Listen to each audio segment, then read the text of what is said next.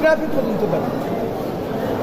তাহলে কি এখন কি খুলনা স্বাধীন? ট্রাফিকও নাই, খুলনা স্বাধীন, পুরো স্বাধীন। আল্লাহর রহমতে আমরা স্বাধীনে আইছি। ট্রাফিকও নাই না, ওই তো 9:30 দিকে আসলাম, ওই ডাকমাইতে কোনো ট্রাফিকও দেয় না। কোথাও কোনো পুলিশ নেই।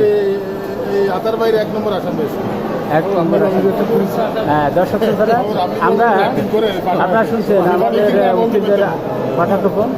আমরা আলোচনা করছি বাংলাদেশ স্বাধীন হয়েছে কিনা। দ্বিতীয়বার পর্যন্ত দেশ স্বাধীন হয়েছে বলে আমরা অনুভব করছি স্বাধীনতার সুখ।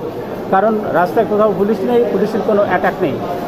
একটা দেশ যখন স্বাধীনতা লাভ করে স্বৈরাচারের নিকট থেকে, তখন তার কিছু পূর্ব লক্ষণ প্রতিষ্ঠিত হয়। পূর্ব লক্ষণ আমরা দেখতে পাই। আমরা এই সরকারের পতনের সকল লক্ষণ আমাদের কাছে দৃশ্যমান। প্রশাসন সম্পূর্ণরূপে নিষ্ক্রিয়, পুলিশ নিষ্ক্রিয়, আইনশৃঙ্খলা বাহিনী নিষ্ক্রিয়তা দেখা যাচ্ছে। সুতরাং এই সরকারের জীবিত আছে, clinically it is totally dead. We think that it is in the ICU.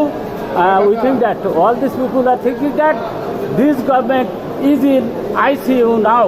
So, Bangladesh দ্বিতীয়বারের মতো স্বাধীনতার সুখ অনুভব করছে।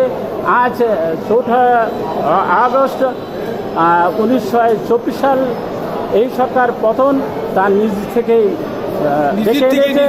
নিজেই আত্মহত্যা করেছে। কারণ প্রশাসনের সর্বস্তরে সে দলীয়করণ করেছে, সর্বক্ষেত্রে দুর্নীতির আশ্রয় নিচ্ছে, সকল প্রতিষ্ঠানকে ধ্বংসস্তূপে পরিণত করেছে, সকল প্রতিষ্ঠানের ন্যায় নীতি ধ্বংস করেছে।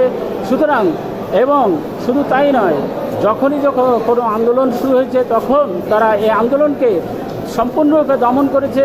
পুলিশ প্রশাসন আইনশৃঙ্খলা রক্ষাকারীর ব্যবহার, গুম খুন হত্যা নির্যাতনের মাধ্যমে তারা এই ক্ষমতায় টিকে ছিল। আজ তাদের মনে হচ্ছে তাদের এই আন্দোলন, এই চেষ্টা সম্পূর্ণরূপে ব্যর্থ হয়েছে। সুতরাং এই সরকার সম্পূর্ণরূপে পরাজিত হয়েছে বলে আমরা মনে করি। আমরা আশা করি হয়তো 24 ঘন্টা, 48 ঘন্টা অথবা 72 ঘন্টার ভিতরে এই সরকারের পদত্যাগ ঘটবে। কারণ আমরা দেখতে পাচ্ছি ইতিমধ্যে সমাজের বিভিন্ন স্তরের লোক যেমন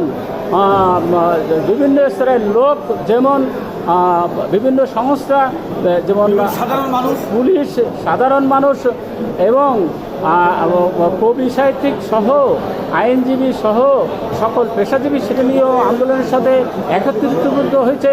সকলের দাবি একটাই, এক দফা এক দাবি, শেখ হাসিনা কবে যাবি, তুমি আমি, তুমি কে আমি কে, রাজাকার রাজাকার, বলেছে কে স্বৈরাচার স্বৈরাচার। এই স্লোগান এক স্লোগানই জাতীয় স্লোগানে রূপান্তরিত হয়েছে। সুতরাং আপনারা পর্যবেক্ষণ করতে থাকুন, পরিস্থিতির উপর নজর রাখুন, দেখতে থাকুন, সংবাদ দিতে থাকুন, অপেক্ষা করুন। যে কোনো সময় এই সরকারের পদত্যাগ ঘটবে বলে আমরা আশা করি। ধন্যবাদ সকলকে।